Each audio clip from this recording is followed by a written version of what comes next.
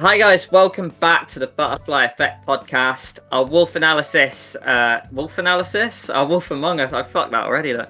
But technically, there are some Quarry characters. So our Wolf Among Us analysis is over, and we're back to doing our, off the cuff Sundays.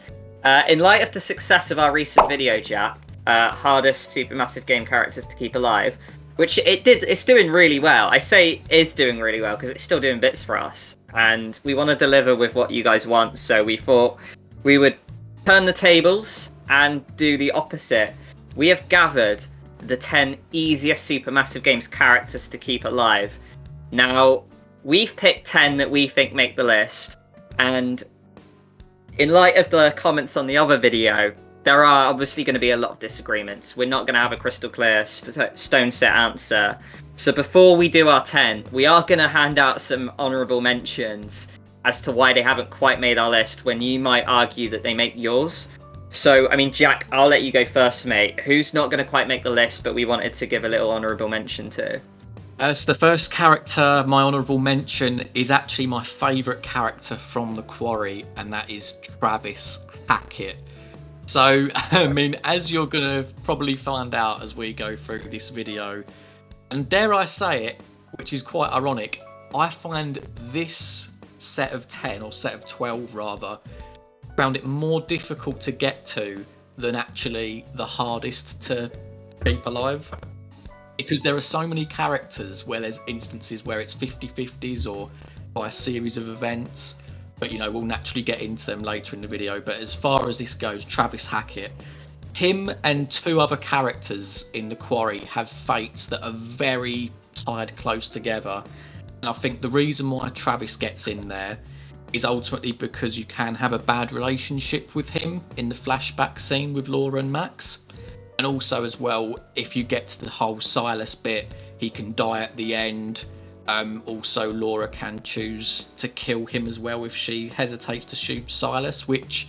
there might be some players out there that chose to do that. Eliza might be seen as quite persuasive to some, and, they didn't choose to shoot. So beyond that, you've also got the scene with Chris Hackett in the Hackett house as well. So yeah, for me, Travis is my honourable mention. I've got to sort of say as well, like Josh, we initially spoke about as well, because his whole thing is a bit of a 50-50 coin toss at the end, but we kind of ruled him out naturally because you could argue that he dies regardless. Now, whether that's fair or not in terms of the list we're creating, it was really difficult. Like Jack said, we had an absolute headache putting this list together because there are people who can die at like 12 opportunities, and then there are people who can die at just the one, but then people tend to lose them a lot in that one instance. So it's really difficult to kind of like create and conjure a list like this because there are so many inconsistencies and different things to take into account. But Josh isn't going to quite make the list when I feel like a lot of you might do that. We're also not going to count Connie because Jack and I have made a unanimous decision here not to include animals in our list. We are going to go for playable characters, all playable humanoid characters anyway. And you know what as well, just before Liam picks his honourable mention, we're also going to include Mike in terms of not including on this list. So some of you might be very surprised by that, but actually the more we talked about it, there is a logic as to why. Obviously one of them is that we've got all these characters down here that we feel like are more likely to stay alive. But when you think about Mike, obviously he has a lot of plot armour right to the end of Until Dawn. But the fact is that you have to basically get Sam to do all of the hide sequences, which some people might not do. Like me, I ran straight for the light switch and got a few people killed in there.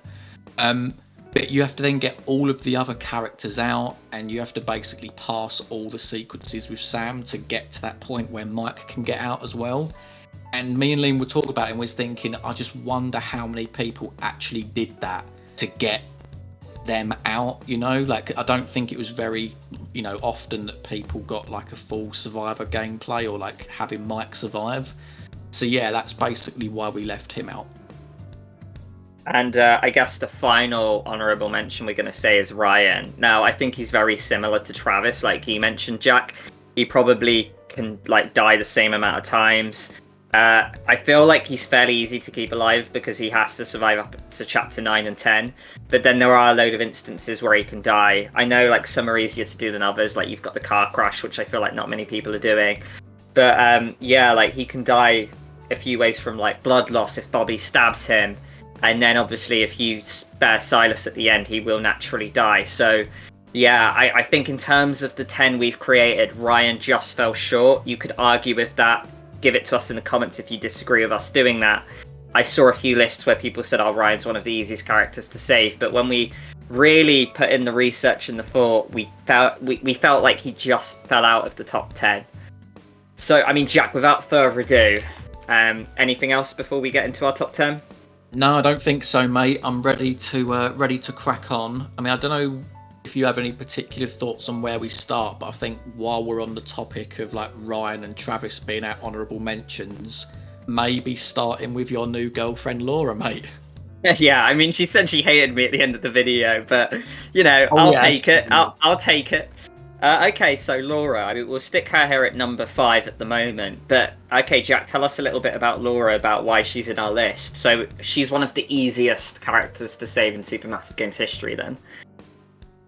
Yeah, so like I said before, obviously hers, Travis's and Ryan's fates are very sealed, right? But we know that obviously she has to survive the prologue.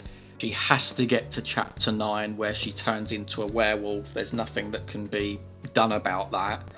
And we just felt that it's very likely that when tasked as Ryan to shoot the werewolf, you're not going to turn the camera and shoot her. You're more likely to shoot Chris Hackett. So naturally that then keeps her alive to then roll into the next section of the game where you're then basically going after Silas. And me and Liam were talking about this and we were saying, well, we just don't think that anyone is going to get to that point and then not shoot Silas. Of course, there's going to be people out there that say, oh, but I did. And, you know, speaking for me personally, my playthrough, I did balls up the whole shooting Chris Hackett bit with Ryan. So Laura did actually die there because Travis stabbed her. But regardless, if we are basing this on blind playthroughs and we're really going on what we think the majority did, I feel like Laura should be in this list. I mean, I don't know. I mean, for the meantime, we can just keep her in a spot and then just, you know, compare against her with the next person. But that's why I guess that she edged it over Ryan and Travis, albeit it was very close. Yeah, I feel like we put them above Ryan and Travis as well because I think like she can die the least amount of times as well. Like you say, like I feel when you're Ryan, you're aiming the gun already at Chris, so you're more likely to shoot Chris and then, you know, like over Laura anyway with the silver bullet. But yeah, like I feel like it's just the fact she can't die all the way up until like chapter 9 and 10, and I just feel like she has insane amounts of plot armor. The most likely way to kill her is, yeah, if you're probably if you mess up the shoot scene, or if you have a rocky relationship with Travis throughout the prison sequence. And I don't know about you, but I feel like not a lot of people are going to go after Travis there. I feel like when you're a hostage, a lot of people were under the impression, now I've got to be nice here, play things by the book. And then I feel like the majority of players actually had a great relationship with Travis throughout the game. So I feel like she is probably the easiest Quarry character to save out of that little bunch there, which we always sort of, Jack and I said, were like kind of on level pegging. So what we'll do is we'll put her at number 1 for now, and then we'll see if the next one pips them. So yeah, Laura is our first addition. Now, Jack, I'm going to pick the next one at random. I'm going to get a randomizer to pick a number between 1 and 9. It says number 5, so we're going to talk about Mark here. Now, Mark, I called him Mr. Plot Armor when we played The Devil in Me. I just knew it. I knew there had to be someone with plot armor. And I was failing quick time events of him left, right, and center, and he wasn't dying. He would get dragged to another room, and then he would have to escape that, but he never really kind of was under any real peril. We know for a fact, right, that he has to make it to the lighthouse, which is the final chapter. So, like, I'm already going to put him above Laura here, mate. The only way to really kill him is if you mess up at the speedboat, or you find your way into, like, the ultimatum ending, or you get killed by the Met in the lighthouse downstairs. But I feel like, you have to like very much like kill 3 other people and save 2 specific people to get the ultimatum ending. So I feel like not many people are going to do that anyway. But also, I just feel like the quick time events, most people are succeeding there. I don't know. So I feel like Mark naturally is one of the easiest characters to save in Supermassive Games history, lad. 100% agreed. I mean, the ridiculous nature of it is like how intricate you can go with this, because yeah, you've got the QTs and the speedboat, but when you talk about the ultimatum ending, you are talking about killing 3 other characters off and keeping 1 alive. So that would mean that Jamie, who also I feel like does have a little bit of plot armor. I mean, I'm basing that on the assumption that, you know, she has the screwdriver and then maybe you hit the button and obviously like Kate would die. But you know what I mean, even if it was the other way round, like I feel like she's quite difficult to kill off in certain instances. Charlie, I know people have said Charlie, you know, he can be killed off and stuff, but I think if you're good at heartbeat sequences, the balancing thing, and you know, sort of like it's really the infirmary that I think Charlie was in his most danger. Erin's easy to kill off, but yeah, he's certainly Mr. Plot Armor of the Devil in Me, mate. So I'm in complete agreement. He should go above Laura. A lot of people argued actually we should have put Charlie in the other list. So by that logic, you would think that Charlie's quite a hard character to save as well. So yeah, no way Charlie's making this list. No.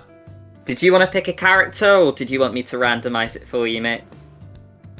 Go on, you randomise it. Right, you've got number 4, so we're going to talk about Mr. Jason Kolchak. Oh, Jason. So yeah, I mean, the obvious thing with Jason, and obviously this factors in, similar to like Ryan, Travis and Laura, there's also a parallel with another character with Jason that we'll get to shortly, but Jason always has to make it to the big cocoon scene in House of Ashes, and a lot of his deaths are QTE based. And I don't know about me, this is just a very personal thing, but I tend to nail the QTEs. The things that get me killed in these games tend to be the choices, or like some sort of as a result of dialogue. And because I'm passing these QTEs, it was him and Salim that survived in my playthrough of House of Ashes. So yeah, for me he's definitely top 10. Does he go? For me, he's certainly not going to go above Mark, mate.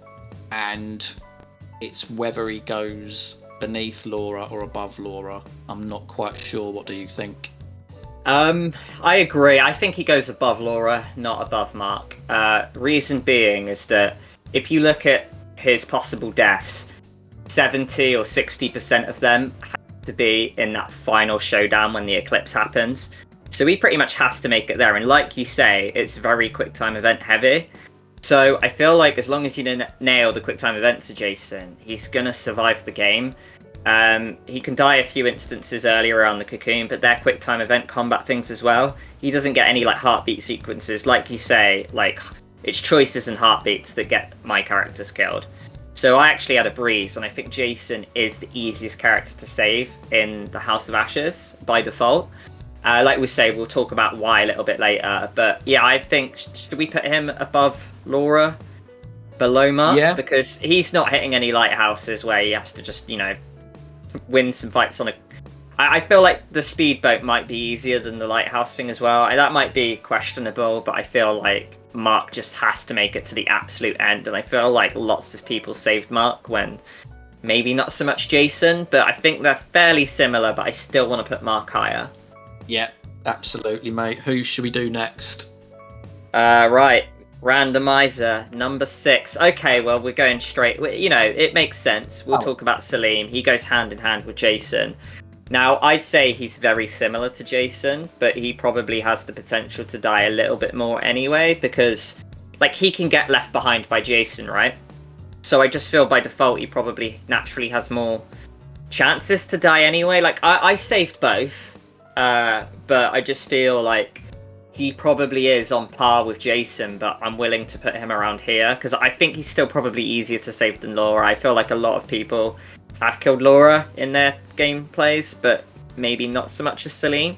Because I often hear with Salim, oh, which ending did you get? Did he go home to see his son or did he leave with the others? Not how did you kill Salim, you know? I feel the majority of players are saving Salim. Wouldn't surprise me if it was designed that way as well, because you've then basically got a very strong likelihood that you've got like one American and one Iraqi person that's likely to survive in the game, which, you know, it does actually run parallel quite nicely with like the prologue of the game. So, yeah, and that's literally what happened for me as well. The only reason that I didn't get the opportunity as Jason to go and save Salim is because everyone else died. So they naturally just went and ran to the lift anyway, and then I'd pass the QTEs and, you know, end game. So again, agreed, mate. I think, yeah, that's the right spot. He's only got one more death than Jason, doesn't he? So one space beneath. Did you want to pick one, or should we randomise them all? Let's do the.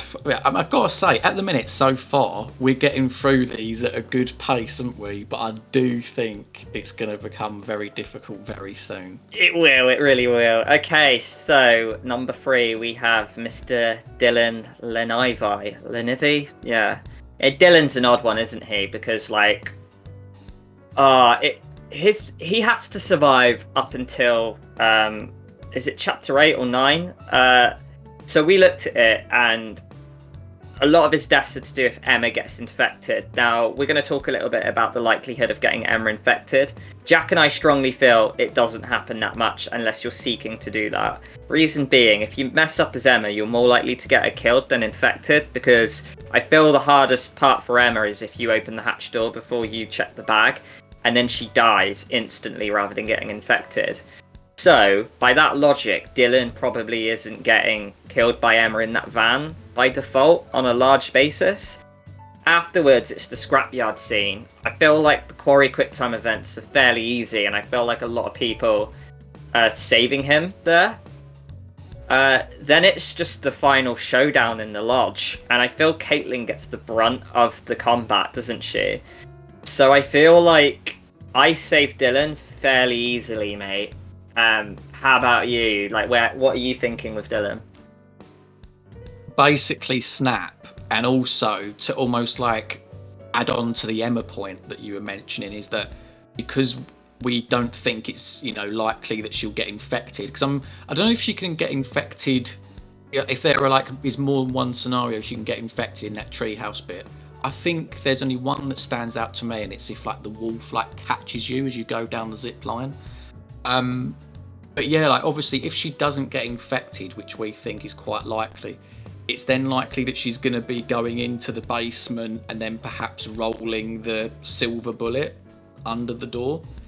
In which case you've then got Caitlin there to shoot Silas. I mean, admittedly, that does mean that you have to like run both times and not necessarily have hide sequences. But yeah, like me, Dylan took sort of like was backstage for that bit for me. It was basically the wolf versus Caitlin. So definitely on the list for me. I'm just a little bit, I don't know where to quite put him. Yeah, no, I completely get you, Jack. I think most people are gonna save him over Laura. I want to put him above Laura. It's just, I think Mark's still Mr. Untouchable at the moment. It's just, for me, about whether he's easier to save than the House of Ashes lot. Yeah. See, they're obviously those two, like we said, are very QTE heavy, right? Yeah.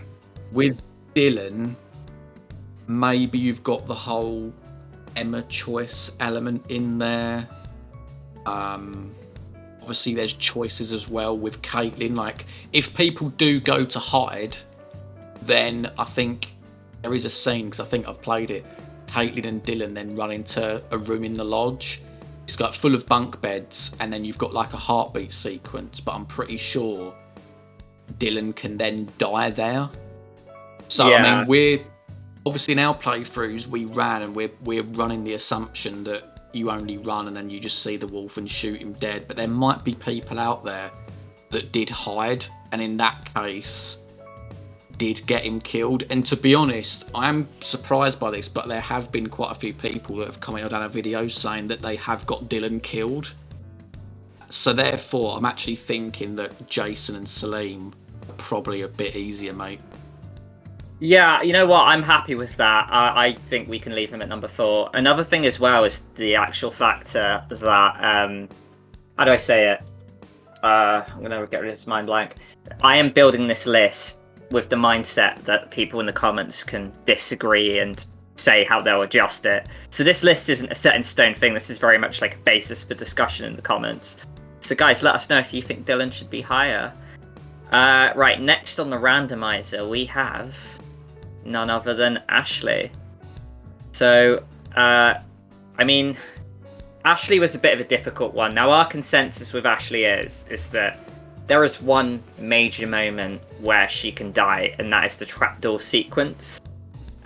We feel like most people are saving Jess in the first instance, right? So the moment you get to that trapdoor scene, now it is a really harsh scene, and I know a lot of you out there killed Ashley in the trapdoor sequence because we see like that little sequence of Jess is still alive in the mines. Our eyes light up because we've probably lost some characters, and then we're like, oh my god, Jess is back in the game. We're over the moon. And then at the first chance we get to save her, we're like, yeah, we're going to leap for that. And I know so many people out there lifted that trapdoor trying to save Jess because we went into that kind of like save instinct where we had to like bring a character back from the dead almost. And like just so many people killed Ashley at that one sequence. Now, however, if you don't do that and you pass that, where can Ashley really die? Like, there's not really many opportunities. She's one of the first ones at the lodge, right? So by default, she is actually quite easy to save everywhere else.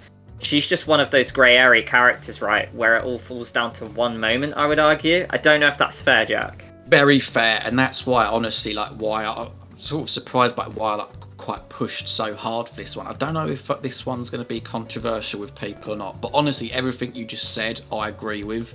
And I think my logic, because naturally she did survive for me, but is that when you get to that trapdoor bit, you've got the clue there. So obviously I am basically relying on people to know about the clue as to, you know, that Wendigos can mimic their prey. Also, there's sort of like that Scooby-Doo mentality that, you know, you shouldn't split up, you know. The rest of the gang are sort of running off ahead. You hear this scream and the temptation might be to go, but I think a lot of people will resist it. I think unless you saw her, you know, around the corner getting attacked or something, then maybe people would be like, oh, right, yeah, cool, let's go in and help her.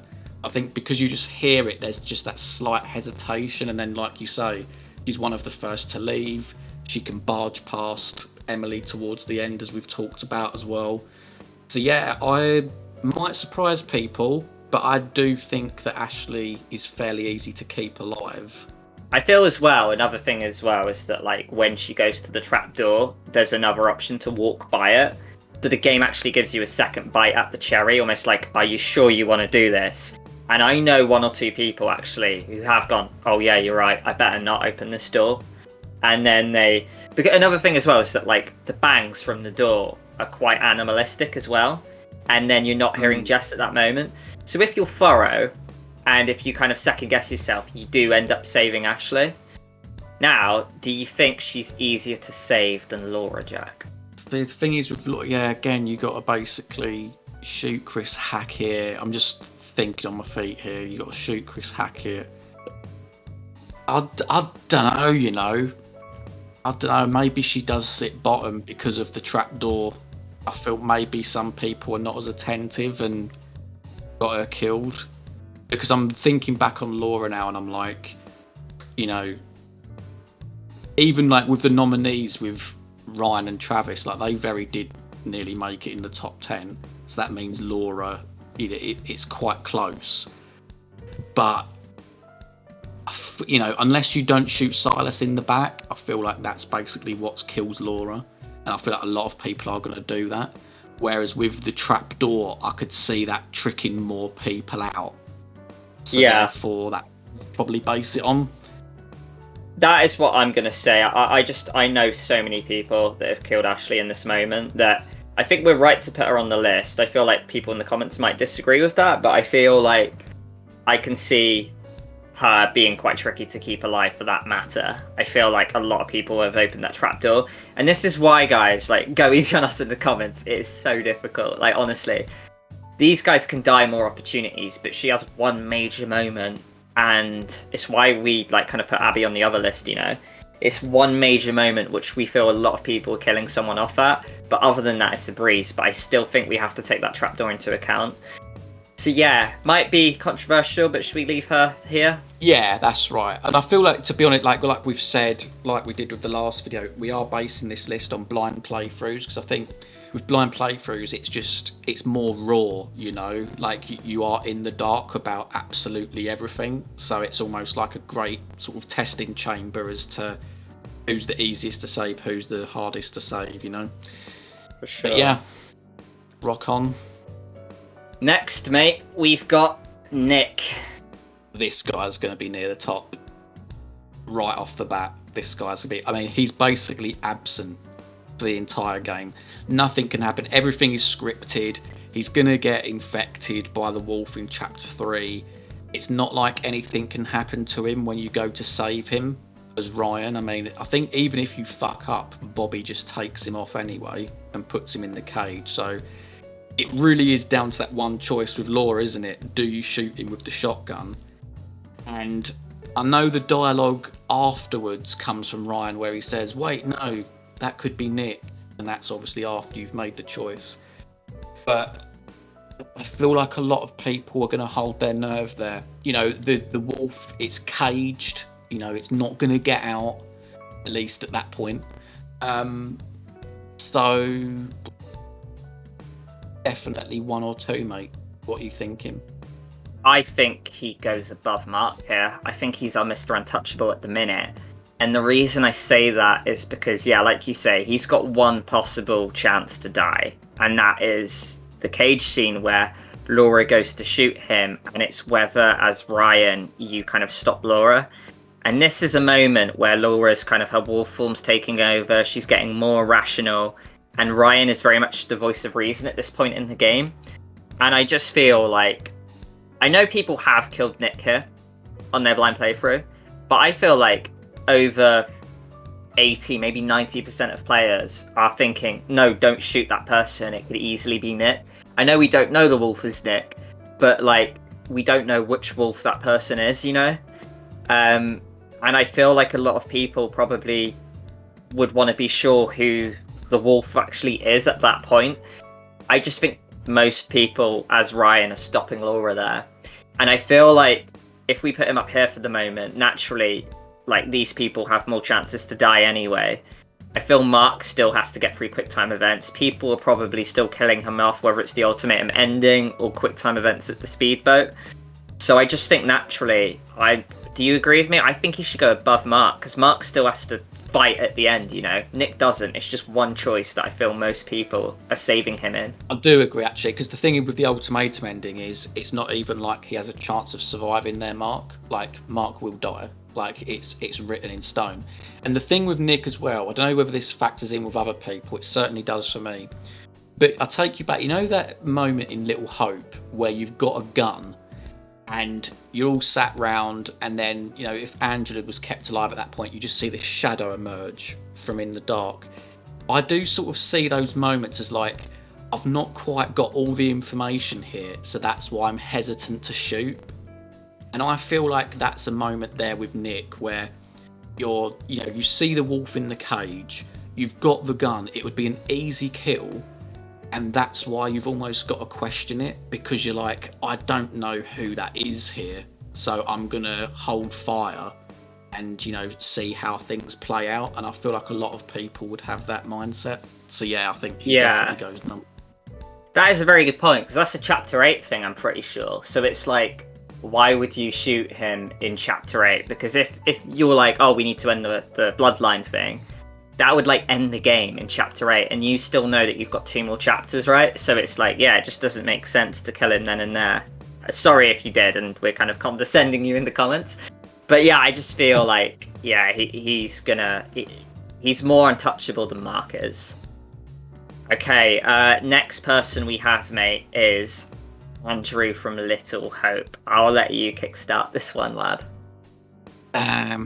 Andrew from Little Hope. A lot of people's favourite, I reckon, to get to number one. But I suppose we'll have to try and use our logic now to see whether he does. I mean, he always makes it to the end because of the twist, right? We know that he's the bus driver, Anthony, and he's imagining the whole thing.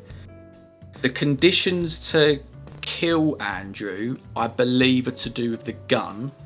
So, isn't it something that, like, you needed to have not fired the gun at Vince earlier on in the game?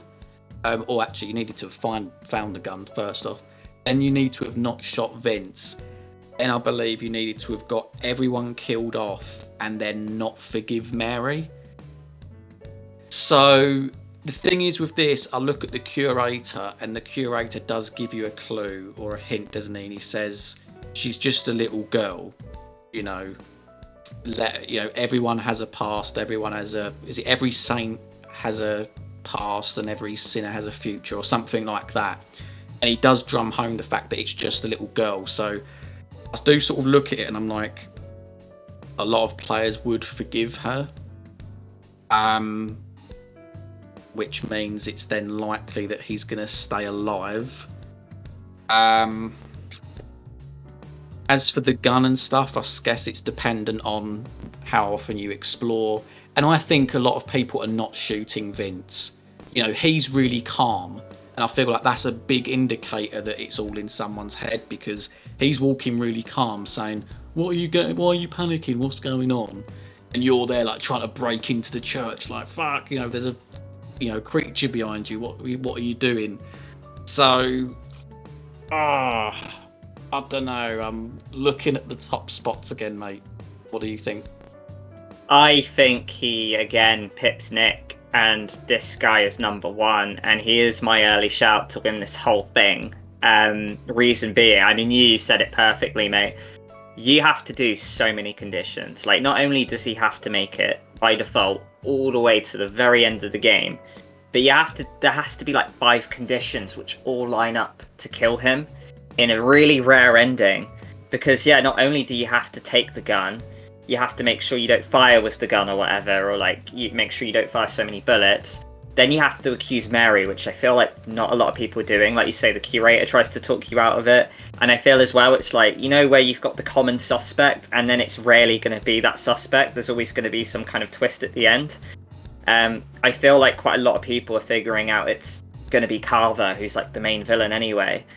So there's that. But also Vince, has to not call the police, So I feel there's just all these conditions that have to line up, and I feel like he is like Supermassive Games' greatest character at having to survive. Like, I feel if you're like the worst gamer on the planet and you aim to kill everyone off, I feel Andrew's the guy that makes it to the end. I feel like if you're killing Andrew off, it's because you played Little Hope for a second, third or fourth time and you deliberately knew what to do to get him there. I feel, if anything, it's harder. He's harder to probably kill than it is to save Erin. I know that sounds really like controversial and harsh, but I just feel like I don't think anyone is killing Andrew in their blind playthrough. If you have in the comments, please let me know. But I think I know Nick is really tough to kill because it's that one choice, but I have seen people in comments say, oh, nah, I let him die there. I've never seen anyone remotely say they've killed Andrew. The only times I've seen him die is where you've got to find hidden ending on YouTube, So I think he should go number one, lad. It's true. I think that's what swings it for me. I don't think I've heard anyone say that they've killed Andrew on their blind playthrough. Whereas I think I have with Nick. So they are very close. And obviously, like we've said already, there's going to be conditions, like there's characters that, have many opportunities to die, but, and then there's others where it's like straight 50-50. But this one, it's so embedded within the plot as well, isn't it? It really wants you to see the twist of the bus driver and that it was a trauma thing from, the fire and stuff. So, it sort of makes me sit there and think, damn, I did really shite in Little Hope. The fact that like Andrew's basically impossible to kill, the fact that I only saved Angela just makes me think, damn, like my showing in that game was like pretty piss poor. But you know, yeah, I think Andrew's number one, mate. Very well. We'll go to Max next, mate. I mean, he's quite a difficult one to really talk about because we had parallels with him and Josh, didn't we? We didn't put Josh in this list in the end, but I think Max speaks for Max and Josh if you did really want to include Josh. Josh is basically based off of a clue you might find in Chapter 10. Max is fully based off of a absolute 50-50 coin toss choice that you do at the end that I feel, which is going to be really awkward, mate, to compare him to these other characters here, right? Like, do you swim to the shore or do you stay on the island? Now, there is no clue or indication over what's the best thing to do. There's not even like a Eliza quote, I don't think, that really hints at it. Like, while in a DPA game, we might have had something like that from the curator. I guess we have to talk about like what people are most likely going to do. Now, when I played Max here, I stayed on the island, and then I actually paused and said, God, I did that to save him, just not put him in the fray. But maybe he's supposed to go in there to save Laura, like be that boyfriend figure at the end. And then I was wondering if I made a mistake. I know a few people that have swum to the shore, and when you do, we know that it's pretty silly death really, but Caleb's there waiting for him, and he just dies. So yeah, I honestly think if people lost Max here and feel aggrieved by it, they have every right to. Because you could argue, mate, this is a 50-50 coin toss. It's just based on where we're putting him in this list. I mean, what do you have to say about Max, lad? It is a 50-50, but there's like other stuff to it as well. Like, it does have like a little bit going on, because I do look at this Max one. You know, I mean, if you're literally based it on my gameplay, obviously, as Ryan, I fucked up with shooting Chris Hackett, right? So Laura didn't survive, so Laura didn't go and pick Max up. So I didn't even get that whole treehouse sequence with Max in Chapter 10.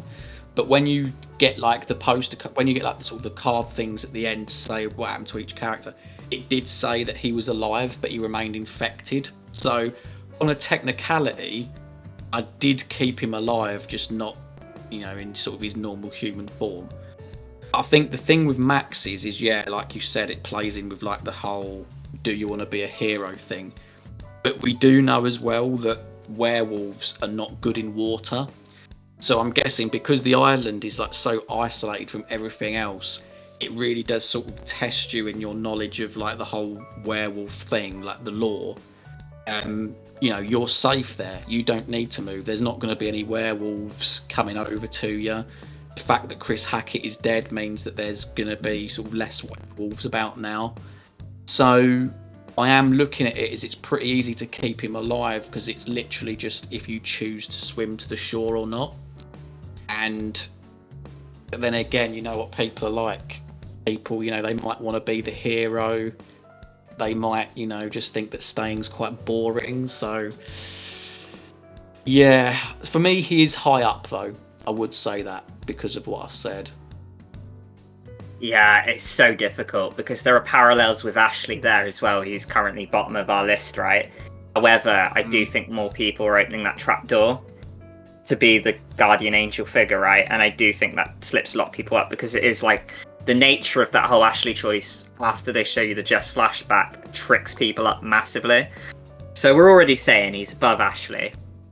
Now, Laura can die in more situations. She goes through a lot of a rougher part. She's got more possible deaths. Travis can kill her. Then there's the whole Silas choice at the end. Probably beats Laura, right? I reckon he's probably easier to save than Laura, right? Yeah. So that's the thing, like I say, if Laura dies, then Max just sort of default survives. He just remains as a werewolf. So, and it's the thing you mentioned as well, like the fact that you might not even get that and then he just survives by default. I know it's on a technicality and he remains infected, but I would argue that you kept him alive. So, yeah, that makes him easier to save, in my opinion. Dylan, now, I think maybe a few people are killing him off in that final showdown, so I'd say Max is probably easier to save than Dylan, maybe. I think so, yeah, because there's choices layered in with Dylan, so yeah, I think so. Now, here's where it gets tricky. 50-50 coin toss with a few other layers in there versus some House of Ashes quick time events, lad. I really can't call this. What are you thinking? No. The thing with Salim is like how a lot of people, if you're playing as Jason and you get the opportunity to go back to Salim, a lot of people are going to go back for Salim, aren't they? So that means Salim's not going to necessarily die that way. And then it is just QTEs. And it really is dependent on how good you are at QTEs. So it's almost like this situation we've got here, it's a single choice versus a series of QTEs, which if you're going by my logic, I tend to screw up on choices more than QTEs. So by that logic for me, I'm basically saying that Max stays there, but at the same time I'm like, really? Like, because Nick is a 50-50 choice and he's right the way up there. So yeah. I feel like Nick is a 50-50 choice, but I feel like it's almost like you don't have enough evidence to let Laura shoot that you do naturally intervene. I don't think he's beating Nick, and I don't think he's beating Mark by the fact that Mark has to get to the lighthouse, and if you succeed the quick time events, which you're most likely gonna do, you're gonna get him on the boat, and I feel like Mark more likely survives. It honestly, for a lot of people, Max could stop here. It depends on how good of a gamer you are, really. It's just for me, it's whether I think he's 4th, 5th, or 4th or 6th. I feel like Jason and Salim are very much bunched together here. It's just whether he stays where he is or he beats Salim and Jason. Yeah, because what we're basically asking is what's more likely, that people are going to swim to the shore as Max, or they're going to fail QTEs as Jason and Salim. Because the thing is, like I said with Max, is that he can stay alive if you choose to stay on the island, or he can be there by default if Laura dies. So I feel like that's what it comes down to, mate. How many people swim to the shore and versus how they would fare in QTEs. That's the thing, and I have a little gut feeling here, mate, that by our logic, we're saying choices are harder than quick time events, so I might put him up in 4th. But it's a very light thing that I'm saying it on, and I understand people might disagree with this, but I feel like with our logic, he probably ends there, right? So you're saying that he's easier to save than Jason and Salim, yeah? Oh, actually, no, because what I'm saying is it's easier to pass quick time events. Yeah, that's what I mean, yeah. Yeah, so yeah, of course I did it the other way around. So by that default, I'd say he ends up here. Yeah. I think he's harder to save. I think so, because I feel like in that moment, you know, with like the ending with Jason and Salim, people like, you know, the people playing, they're going to be switched on, aren't they? They're going to be paying attention. They know that QTEs are coming with the bats coming in. With the Max one, I feel like people, because everything's very calm and you're just on the other side of water, they're not necessarily going to expect that as soon as you get across, and it is a bit ridiculous, but as soon as you get across that water, that a werewolf's going to attack you and kill you. So I think that's the right call. I think he should stay there. Yeah, for sure. And again, guys, in the comments, let us know if you disagree. Right, now our final one. We have Sam Giddings from Until Dawn. Now, it's funny because when we discussed it, we thought, okay, so her and Mike are the ones with plot armor. But as we said in the honorable mentions, right, Mike actually probably is harder to save because he's the ultimate martyr at the end of the game. Sam has to make it up into the end. And we are well aware, right, that if you want a perfect playthrough, she's got to go through all the hiding, and if you mess up any of those, she can die. However, running for that light switch is like just a golden ticket to save Sam, right?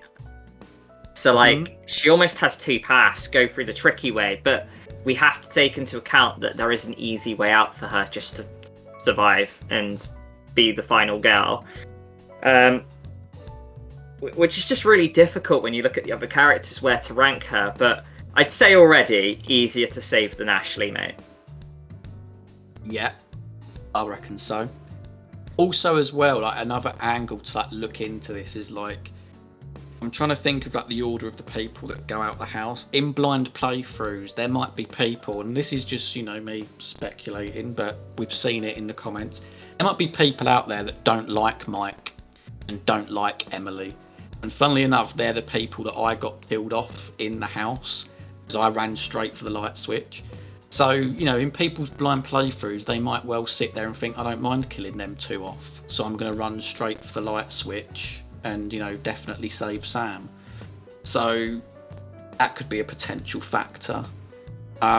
Also a factor is like the don't moves as well. Like you've said yourself, haven't you, that the functionality of it can be quite broken. So as a little argument the other way to suggest that, you know, she might not be near the top is that a lot of people could just get screwed over by like the PS4 move feature. You know, even by sort of staying still, it still fucks up and has the Wendigo killer. It's difficult because I was messing up like those don't move sequences really late on in the game, and I don't know how I got a good ending with Sam because I did all the hiding sequences till the very end. Now, what I will say though, and this I can take into account your blind playthrough here, Jack, is that it's not crystal clear that you're supposed to hide to get everyone out alive. When it presents itself with the choice, do you hide or run for the switch? A lot of people actually just run straight for the switch, right? I think that's what you did, right?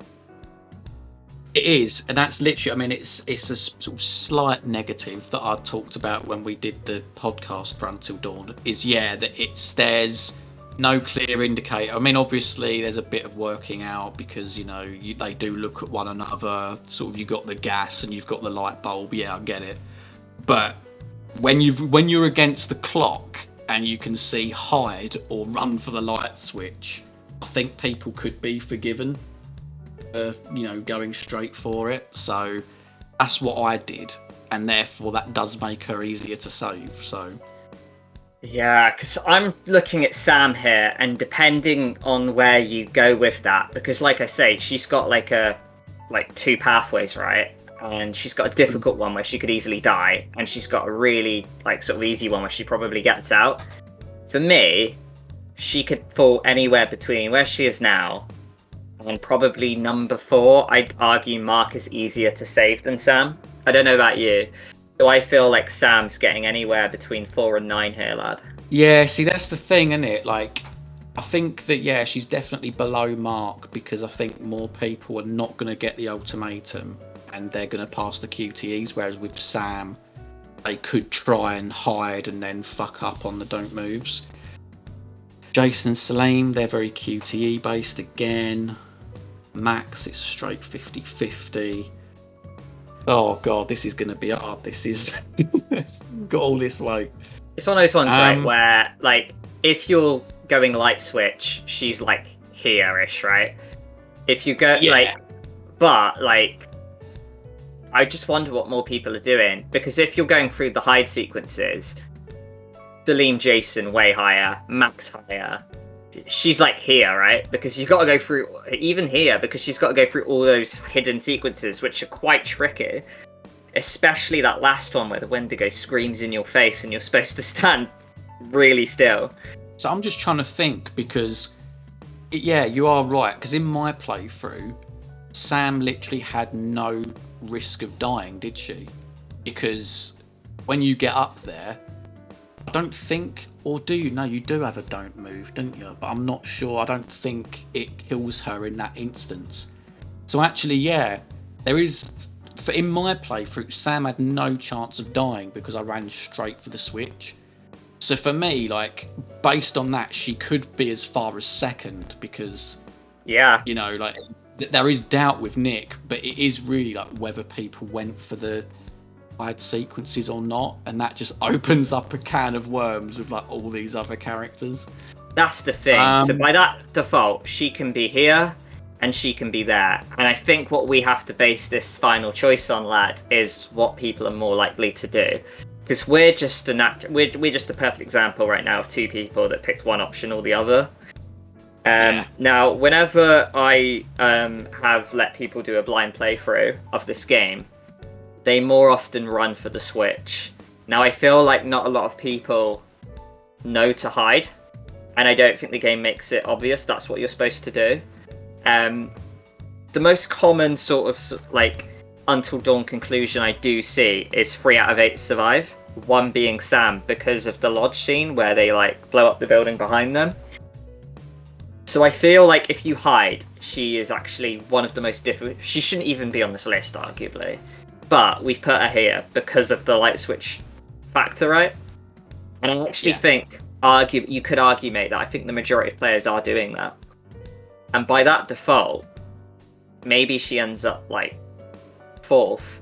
It's one of those ones where if you are hiding, that knocks her down massively. She's like the most flexible character we have on this list, right? To be fair, I'd say higher than 4. If you're running straight for the light switch, then for me, she's in like Andrew territory, because there is literally no way she can die. Because the don't move you have beforehand doesn't kill her. I think Mike does something, so that means it doesn't attack her. And if she then runs straight for the light switch, that's it. Yeah, that's it. I almost, you know what? I almost want to put her like somewhere around the middle, just to take into the account the hiding, to give her like an average, you know? And I know that's such a cop-out way of doing it, but like I say, like Until Dawn have created this like pathway that makes it either a get out of jail free card or go through hell and leather to save her. And I feel like I still feel like you have to take that into account, to the point she probably ends up somewhere around the average, right? And this is why I can't wait to hear the comments, because like I wonder where people are ranking Sam in this list. Like I say, she is the ultimate. I'm actually glad we've ranked her like, well, we're doing her last, because she is like the hardest character. Actually, I never really thought about it until we've discussed it now, but she is like the hardest character to rank, isn't she? It is, and that's why I said this at the beginning. This is harder than the hardest to keep alive. Like, to get to this point where we've got 12, but even like these little intricate ones on the list. I think that's perhaps the best solution. Otherwise, we'd be banging on like for hours and hours, like trying to find a reason. But I think we've got to the point. It's going to be somewhere in the middle, purely because of it depends on what people do. Do they go for the switch, or do they try and hide? Shall we put her? God, like I say, like there's no set in stone answer here, but I kind of want to stick her 4th, just above Jason, below Mark, just to sort of take into account that she can run to the light switch, and I feel most people are doing that. But I don't think it's like an 80-20. I feel like this is like a 55-45 choice we're talking about, maybe 60-40, light switch or hide. So I feel like 4th is a good average place to whack her. Yeah, I think that's the best compromise that we can possibly get on that situation, really. Exactly. It's so difficult, right? Like I say, she's just this difficult character where like you can't compare hide and, you know, run for the light switch. And then when you take into account ranking them against other characters as well, you have like such an easier thing of just passing some quick time events. It's so difficult. But yeah, Jack, what do you make of our list? I'm satisfied, mate. I'm satisfied. I mean, the thing is, like I say, it's you know, I'll say it again, like, guys, this takes actually a lot of time. I encourage you to go and do it yourselves and let us know in the comments what you think. There might be people that are not even on our list that you've got in your list, and we'd like to know reasons why. Like Josh, for example, because we did rule him out on a technicality that he doesn't really survive. But yeah, really good list. I think that there's some great shouts in there. I think that, you know, the fact that it's based on QTs versus choices, that was like an interesting thing in this list as well. But yeah, good one, mate. Yeah, so guys, honestly, let us know your thoughts in the comments. Go easy on us. We know some of you weren't happy with the other list, but this is what this channel's for. Like I always say, always about critical thinking. As you can see, we've spared all Man of Medan characters because they're actually all quite tricky. A lot of them have equal opportunities in dying in some ways. Alex is probably the easiest, but we still thought he was like trickier than like, say, the people on this list. So yeah, we know it's a controversial list, but this is our take. And like I stress again, and I've highlighted many times in this video, this isn't a set in stone thing. This is a basis for discussion. So guys, let us know in comments if anyone should be higher, if anyone should be lower. Like Jack said, if anyone didn't make the list and they really should, we're dying to hear your thoughts. And I actually can't wait to kind of get chatting to you guys in the comments. We're going to grab every single one. So yeah, be sure to let us know your thoughts in the comments. I will leave this quiz in the description below, so you can have a little go at kind of changing it yourselves, maybe adding characters in yourselves. But yeah, thank you very much for all your support you've given in the last list as well, and we really can't wait to see what you guys think of this one. If you want other rankings like this, or you have other ideas of lists we could do, please let us know in the comments as well, and we will consider it. But on that note, mate, thank you very much for joining us, and we will all see you in the next one. Take care, guys. Catch you later.